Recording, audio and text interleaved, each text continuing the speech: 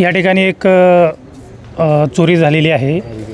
या ठिकाणी घरातून जवळपास 6.8 तोळे म्हणजे 68 ग्रॅम वजनाचं जे सोनं आहे त्याची चोरी झाली आहे। त्याचबरोबर नगद कॅश 35,000 रुपयाची चोरी झाली आहे। घर हे या ठिकाणी बंद होतं। त्याचबरोबर घरामध्ये केअरटेकर नाही, त्याचा फायदा घेऊन चोरट्यांनी या ठिकाणी चोरी केलेली आहे। सर किती नेमके चोरटे होते, काही आले का CCTVमध्ये? CCTV फुटेज या ठिकाणी उपलब्ध नव्हते। आजूबाजूच्या CCTV फुटेज चेक करणं चालू आहे। जसं त्या माहिती प्राप्त होईल तसं आम्ही तुम्हाला माहिती देऊ। तर काय काय चोरीला गेलं नेमकं काही प्राथमिक? या ठिकाणाहून जवळपास 6.8 तोळे म्हणजे 68 ग्रॅम सोनं गेलेलं आहे आणि कॅश 35,000 रुपये कॅश गेलेली आहे। घटना कशी समोर आली सर नेमकी? या ठिकाणी चोरी झाल्याची घटना ज्यावेळेस इथं केअरटेकर जे होते ते रात्री 9 वाजता घर बंद करून या ठिकाणी निघून गेलेले होते।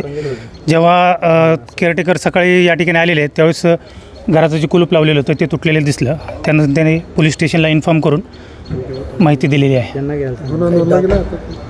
सर डॉग स्क्वॉड किंवा फिंगरप्रिंट्स वगैरे? बरोबर, डॉग स्क्वॉड आणि फिंगरप्रिंट त्यांचं काम करत आहेत। काय आलं आहे का सर त्याच्यात काही समोर? काही फिंगरप्रिंट सध्या काम चालू, अजून निष्पन्न झालेलं नाही आहे।